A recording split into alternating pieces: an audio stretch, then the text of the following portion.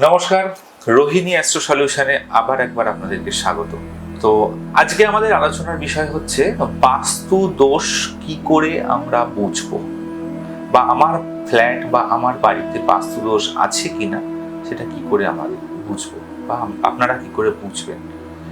তো সব থেকে আগে দেখতে হবে যে আপনি এখন বর্তমানে যে বাড়িতে বা যে ফ্ল্যাটে রয়েছেন সেখানে লাস্ট কতদিন ধরে আছেন সেটা আগে আপনাদেরকে জানতে হবে বা জানাতে হবে। দেখা গেল যে আপনারা এর আগে এরকম অনেক মানুষকে দেখেছি যারা বলে যে আগে আমরা যেখানে ছিলাম সেখানে আমাদের মধ্যে ভীষণ ভালো সম্পর্ক ছিল, আমাদের মধ্যে ভালো মিল ছিল, আমার কাজকর্ম খুব ভালো চলছিল, কিন্তু হঠাৎ করে যবে থেকেই ফ্ল্যাট কিনলাম বা যবে থেকেই বাড়িটা কিনে নিয়ে আসলাম মনে হচ্ছে বাড়িটাতে যেন কোনো অশুভ শক্তি রয়েছে, বা মনে হচ্ছে বাড়িটাতে যেন কোনো প্রবলেম রয়েছে, বা মনে হচ্ছে বাড়িতে যেন কোনো নেগেটিভ এনার্জি ঘোরাঘুরি করছে যার কারণের জন্য আমাদের প্রবলেম হচ্ছে। অ্যাকচুয়াল কিন্তু সেটা নয়। অ্যাকচুয়াল হচ্ছে আপনার ওই বাড়িটিতে বাস্তুগতভাবে কিছু সমস্যা রয়েছে, সেই কারণের জন্য এই প্রবলেমটা হচ্ছে। এবার প্রবলেম কিসে ফেস করছেন? যদি আপনাদের ম্যারিড লাইফে প্রবলেম ফেস করতে থাকেন তাহলে আগে দেখুন যে ওই বাড়িটির নর্থ ওয়েস্টে কোনো প্রবলেম আছে কিনা।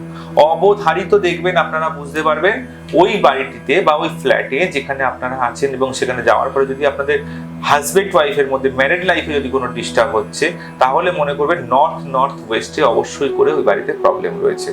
কি প্রবলেম রয়েছে? হয় দেখুন নর্থ ওয়েস্টে টয়লেট রয়েছে, কারণ টয়লেট এমন একটা বাস্তু দোষের মূল কারণ যেটা থেকে কিন্তু বাস্তুদোষ ভীষণভাবে তৈরি হয়। আর নর্থ ওয়েস্টে যদি টয়লেট থাকে তো টয়লেট সাধারণত আমরা ডিসপোজ করে ফেলি টয়লেট। তো সেই জায়গা থেকে আমাদের ম্যারিড লাইফের কাপলদের বলুন বা নিউলি ম্যারিড কাপল বলুন বা যে স্টুডেন্ট পড়াশোনা করছে তার ক্ষেত্রে বলুন, তো সেই জায়গায় নর্থ ওয়েস্টে যদি তারা বাস্তুদোষ দেখা যায় তো তাদের ক্ষেত্রে এই সমস্যাগুলো তৈরি হতে থাকবে। তার কারণ কি? তার কারণ নর্থ ওয়েস্টে যদি টয়লেট থাকে তার মানে আপনারা ওখান থেকে ডিসপোজ করে দিচ্ছেন। আর নর্থ ওয়েস্ট যে জোনটা, সেই জোনের থেকে যে জিনিসগুলো আমাদের ক্ষেত্রে বেনিফিট হয় সেটা হচ্ছে ম্যারিড লাইফ খুব ভালোভাবে চলে। ওখানে আমাদের ড্রয়িং রুম যদি থাকে তাহলেও সেটা খুব ভালো হয়, ওখানে নিউ কাপলের বেডরুম সেটা খুব ভালোভাবে হয়। কিন্তু এই জিনিসগুলো যদি না থাকে, দেখা গেল ওখানে টয়লেট, তাহলে তো ওই জায়গাটা ভালো থাকবে না। তাহলে তো আপনাদের ম্যারিড লাইফে ডিস্টার্ব হবে, প্রবলেম হবে এবং বিভিন্ন রকমভাবে আপনাদের প্রবলেম ফেস করতে হবে। ওইখানে যদি কোনো বাচ্চা রুম থাকে সেখানে যদি সে পড়াশোনা করে তো সেই বাড়িতে গিয়ে দেখবেন যে সেই বাচ্চার ক্ষেত্রেও পড়াশোনার ক্ষেত্রে প্রবলেম তৈরি হচ্ছে, কারণ নর্থ ওয়েস্টে প্রবলেম রয়েছে। নর্থ ওয়েস্টে যদি প্রবলেম থাকে তো আসুন জেনে নিই যে নর্থ ওয়েস্টের জন্য কি কি জিনিস ওইখানে রাখা উচিত এবং কি কি জিনিস ওখানে রাখা উচিত নয়।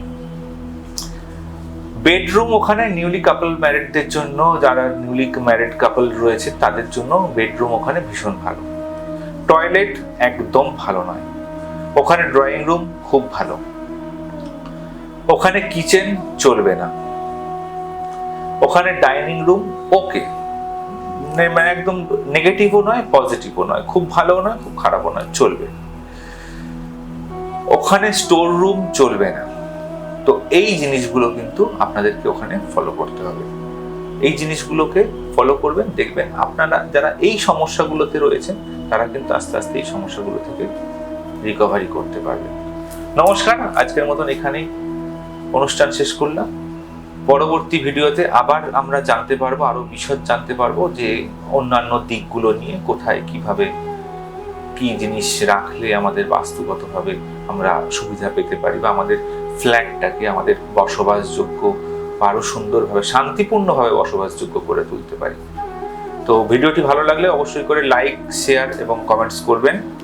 আর আপনাদের কাছে আবারও অনুরোধ যে যারা সাবস্ক্রাইব এখনো করেননি আমার চ্যানেলটিকে তারা অতি অবশ্যই করে সাবস্ক্রাইব করে দিন এবং বেল বাটনে ক্লিক করে রাখুন যাতে পরবর্তী ভিডিওগুলো আপনাদের কাছে ফার্স্ট নোটিফিকেশন দেয়।